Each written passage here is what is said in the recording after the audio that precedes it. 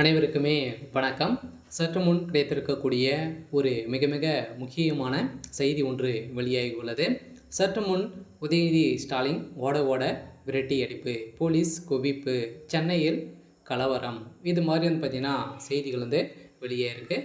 இப்போ பார்த்தீங்கன்னா திமுகவில் ஒரு மிகப்பெரிய பிரச்சனைகள் போயிட்டு இருக்குது. இந்த நிலையில் பார்த்தீங்கன்னா கிட்ட நெருங்கி சட்டமன்ற தேர்தல் வந்துடுச்சு இல்லையா? இதற்காக பார்த்தீங்கன்னா உதயநிதி ஸ்டாலின் அதே மாதிரி திமுகவில் இருக்கக்கூடிய முக்கிய அமைச்சர்கள் அனைவருமே பார்த்தீங்கன்னா தேர்தல் பிரச்சாரத்திற்காக பார்த்தீங்கன்னா சங்கங்கு இருக்கக்கூடிய இடத்திற்கு சென்று பார்த்தீங்கன்னா தேர்தல் பிரச்சாரம் பார்த்தீங்கன்னா ஓரளவுவே செஞ்சுட்டு வராங்க. இந்த நிலையில் தான் ஈரோட்டில் உதயநிதி ஸ்டாலின் பார்த்தீங்கன்னா நேற்று மாலை பார்த்தீங்கன்னா சென்று இருந்த நிலையில் பார்த்தீங்கன்னா உதயநிதி ஸ்டாலின் பார்த்தீங்கன்னா இன்று விரட்டி அடிக்கப்பட்டதாக இப்போ தகவல் வெளியிருக்கு. அதனால் பார்த்தீங்கன்னா இப்போ ஈரோட்டில் ஒரு பெரும் பரபரப்பை ஏற்படுத்தியிருக்கு. இதை பற்றி இந்த வீடியோவில் நம்ம முழுமையாக பார்க்கலாம். அதுக்கு முன்னாடி நம்ம சேனலுக்கு இப்போ தான் நீங்கள் முதல் முறையாக வந்திருக்கீங்க அப்படின்னா மறக்காமல் நம்மளுடைய சேனலை சப்ஸ்கிரைப் பண்ணி சப்போர்ட் பண்ணுங்கள். வாங்க வீடியோக்குள்ளே போகலாம். பார்த்தீங்கன்னா உதயநிதி ஸ்டாலின் அவருக்கு ஏற்கனவே அவர் துணை முதல்வர் ஆனதுலேருந்தே ஒரு மிகப்பெரிய பிரச்சனையாகவும் இருக்கு இல்லையா?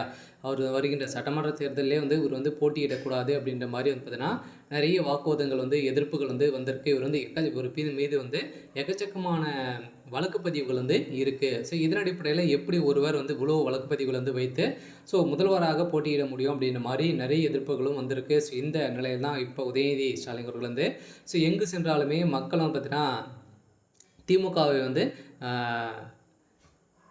விரட்டடிக்கும் விதமாக தான் பேசி வராங்க.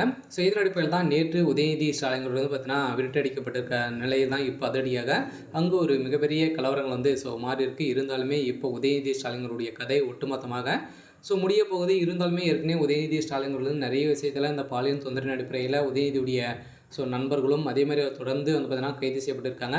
இதைத் தொடர்ந்து அவர்கள் கொடுத்த வாக்குமூலத்தின் அடிப்படையிலும் அதே மாதிரி ஏற்கனவே அமைச்சர் பொன்முடி அவருடைய வழக்கெல்லாம் பார்த்தீங்கன்னா சபரீசன் அவர்கள் மிரட்டி தான் திமுக நீக்கம் செஞ்சுருக்காங்க அப்படின்ற மாதிரி இருவருமே பேசிய ஆடியோ சம்பவம் பார்த்தீங்கன்னா இப்போ லீக்காக இருக்குது. இந்த ஆடியோவின் அடிப்படையில் இப்போ அதிரடியாக உதயநிதிக்கு திமுகவிலிருந்தே நிறைய எதிர்ப்புகள் வந்திருக்கு. ஏற்கனவே அமைச்சர் துரைமுருகன் அவர்களுக்கும் உதயநிதி ஸ்டாலினுடைய நிறைய பிரச்சனைகள் இருக்கு இல்லையா? துணை முதல்வர் ஆனதுலேருந்தே இருவருக்குமே எளியும் பூனையுமாக தான் இருக்காங்க.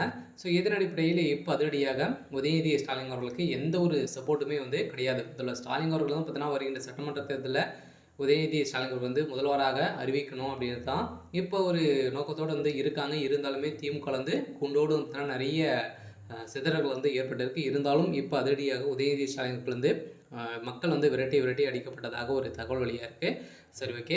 இன்றைக்கான அப்டேட் இதுதான். மறக்காமல் நம்மளுடைய சேனலை சப்ஸ்கிரைப் பண்ணி சப்போர்ட் பண்ணுங்கள். தேங்க்யூ.